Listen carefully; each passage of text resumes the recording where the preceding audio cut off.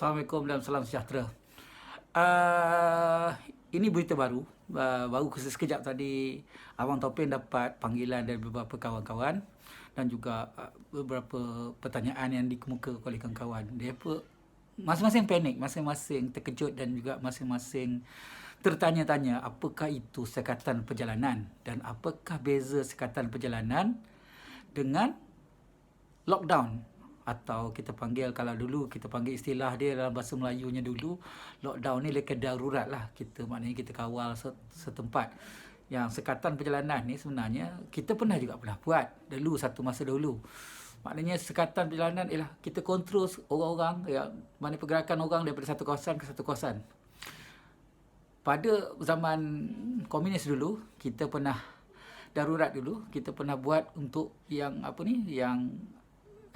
sekatan perjalanan ini untuk orang-orang daripada kampung baru dan juga orang-orang daripada kawasan-kawasan kampung-kampung yang berdekatan dengan pinggir hutan. Jadi kita kawal kawasan tu. Tapi kita tak buat menyeluruh lockdown. Tapi pada 13 Mei 1969 kita buat lockdown untuk kawasan-kawasan tertentu darurat di Kuala Lumpur dan beberapa kawasan lah cerita dia. Okey. Jadi bila kita tengok dalam keadaan sekarang ni, bila kita tengok dalam perahan yang baru Perdana Menteri kita umumkan tadi di TV dalam pukul 10 tadi, mengatakan sekatan perjalanan selama daripada 18 hari bulan sehingga 31 hari bulan, lebih kurang 14 hari lah. Jadi sekatan perjalanan ini sebenarnya ada dalam Perintah Am kalau tak silap saya lah. Jadi memang diperuntukkan satu akta untuk satu arahan yang macam ini untuk untuk mengelakkan berlakunya sama ada wabak atau sebagainya lah. Okey, bagusnya benda ni ialah kita tanda benda ni boleh bawa keluar. Tapi kena faham, sekatan perjalanan ini ada dua. Satu, sekatan perjalanan berdasarkan daerah. Satu lagi, sekatan perjalanan berdasarkan negeri. Dalam kes yang sekarang ni, saya rasa kerajaan implementkan sekatan perjalanan berdasarkan daerah. Maknanya jika anda berada dalam daerah, contohlah kita ambil, anda berada dalam daerah Mersing contohnya, anda tak boleh pergi ke Kota Tinggi, contoh dia. Anda tak boleh pergi ke Endau. Anda kena berada dalam daerah anda sendiri. Okey, contohnya kalau anda berada di daerah Alor, anda tak boleh pergi ke daerah Sungai Petani, sudah jauh keluar daripada daerah lain, tak boleh. Maknanya jika anda adalah student, anda kena berada dalam kawasan student anda student UTM contohnya dekat Skudai, anda kena berada di sekitar Skudai saja dan boleh beli barang sekitar tu. Okey, kenapa benda ni bagus? Sebenarnya bila kita buat sekatan perjalanan atau curfew berdasarkan daerah, kita dapat mengecilkan risiko jangkitan tu sendiri. Maknanya dia berlaku dalam satu kawasan je. Kalau kita buat dalam bentuk negeri, dia akan melibatkan satu negeri dan masalah kita nak kawal di mana titik punca dia untuk kes-kes begini. Okey, jadi bila kita tengok dalam konteks keselamatan negara di bawah Perintah Mageran yang berkaitan dengan perkara ini, saya rasa ini adalah cara terbaik untuk mengendalikan isu dia. Tetapi jika selepas tarikh 31 hari bulan wabak ini, dia punya kadar dia masih meningkat, eksponensial ke tak eksponensial ke, tapi meningkat, maka akan pihak kerajaan dengan izin Yang di-Pertuan Agong boleh membuat satu arahan baru untuk 14 hari lagi. Itu kemungkinan. Tadi ada yang tanya, ada kawan yang tanya, macam mana tentang kerja yang mana boleh pergi kerja, stay pergi kerja, yang bukan semua tutup sebagainya. Tapi kalau macam kat swasta yang macam ada yang terpaksa tutup, no choice, itu sedikit masalah sebab gaji tetap bagi kerajaan tetap disediakan. Sebab kalau ikut peruntukan penggajian, kita dah buat kiraan gaji itu awal lebih kurang 6 bulan sebelum tarikh bagi kita gaji. Maknanya kalau gaji itu bulan 6, kita dah siap buat penggajian tu pada bulan 1. Okey.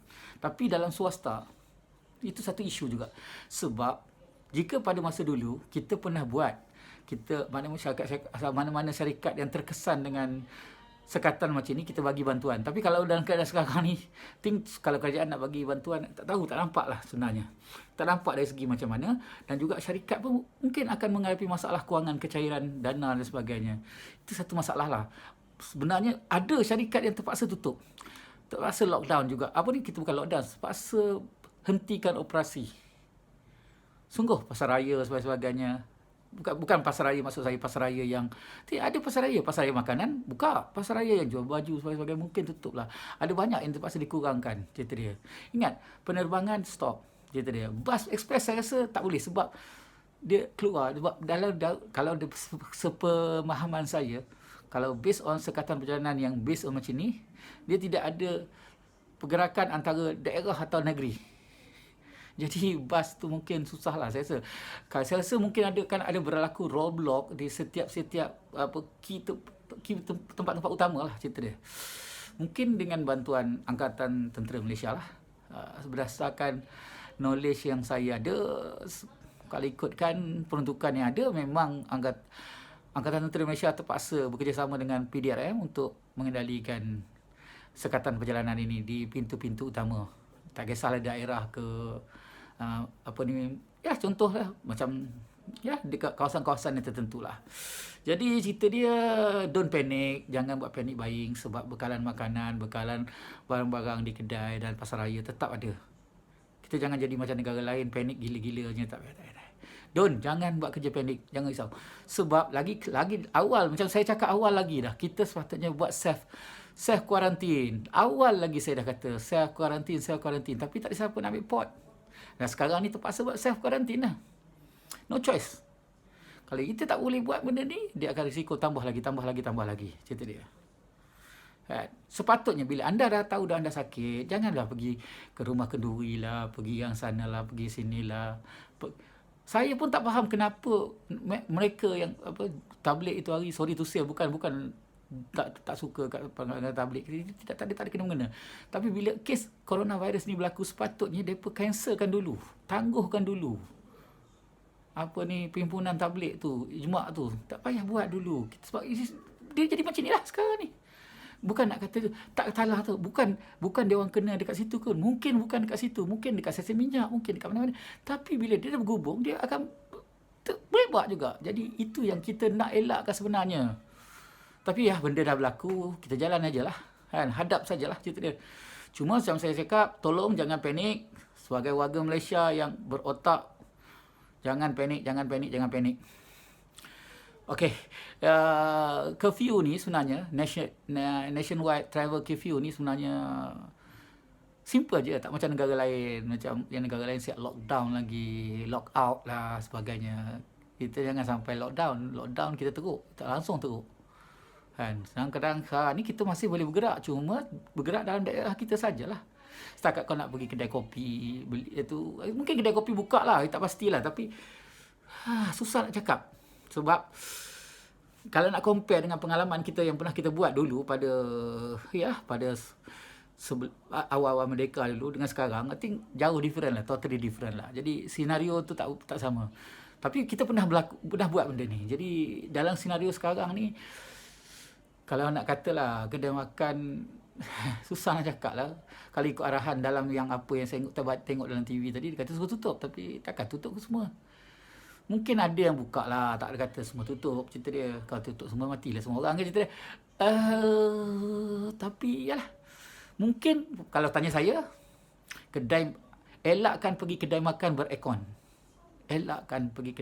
berekon. Pasar raya berekon yang bertutup, sebab virus tu cycle dalam tu. Pasal aircon dia tak keluar, cerita dia. Dan ingat, aircon kita ni dia ada antibakteria sebagainya, tapi dia ini lagi kecil daripada tu. Jadi susah sikit lah.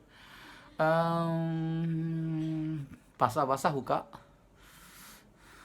Okey, kalau nak guna pump stesen minyak, sanitizer bawa, sanitizer.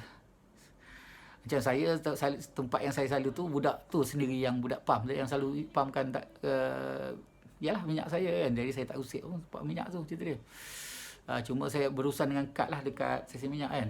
Kita cuba elakkan benda-benda macam ni lah. Kita kurangkan persentuhan sebagainya. Kita takut sebab kita tak tahu siapa. Dan daripada apa yang saya punya dalam hati saya nampak, saya rasa dalam hati ni cerita dia ni. Berdasarkan knowledge saya tentang sedikit lah tentang apa medical, bukan medical lah, apa ni scientific punya benda. Saya dah kata awal lah, benda ni virus COVID-19 ni dia 14 hari dalam host yang dia orang cakap. Tapi saya cakap tak, yang ini dah berubah, dah mutate dah. Dia berubah dia punya RNA, protein dia dah berubah, dan dia sekarang ni dia dah pergi 21 hari dan kemungkinan boleh pergi sampai 35 hari. Dorman dalam badan, maksud dia tak ada tindak badan, tak ada efek. Bila kena dalam badan tak ada apa, tak ada. Tapi lepas 35 hari atau lepas 21 hari, baru dia keluar menunjukkan taring dia yang sebenarnya. Yang itu yang bahaya. Yang itu yang kita kena tu. So saya nasihatkan jaga diri, jaga keselamatan, jaga sana. Ini adalah nasihat perjalanan, nasihat keselamatan, dan juga jangan bertelagah, jangan bergaduh dengan anggota-anggota keselamatan yang menjaga kepentingan anda, yang membuat sekatan perjalanan ini, yang menguasakan sekatan perjalanan ini. Jangan bergaduh dengan dia orang. Kalau dia orang kata blok, dia kata balik. You patah balik. Jangan berlawan, bergaduh nak ambil video viral ke. Itu kerja bodoh dalam keadaan sekarang ni, kan? Nak tak, kalau kita buat macam yang satu lagi yang kritikal tu, maknanya kalau dia datang, dia suruh balik, dia tak nak balik, dia tembak aje. Boleh. Tapi itu sampai tahap kritikal. Bukan level tu lagi lah. Itu dah terlalu lalu lah cerita dia. Takkan nak jadi macam zombie Kampung Pisang ke, ataupun apa ni yang cerita Korea tu apa, Train to Busan ke. Tak payah. Itu dah terlalu level lah, tinggi sangat lah. Tapi nak cerita jugalah, sorry to say lah kan. Kalau ikut knowledge saya lah cerita dia, zombie ni, contoh daripada inilah sekarang ni, coronavirus ni lah, virus ni generated, dia wabak yang terancang. Dan juga ada pihak yang mungkin buat, wallahu alam. Tapi berdasarkan apa yang saya nampak, apa yang itu nampak, trend dia macam itu. Apa pun, be safe, be selamat. Jika anda rasa video Abang Topeng ni bermaklumat, bermanfaat, tolong subscribe, share, like, notification tu klik, supaya kita boleh sama-sama share pada semua orang. Semoga Allah menyelamatkan Malaysia dan seluruh warganya. Amin amin ya rabbal alamin. Assalamualaikum.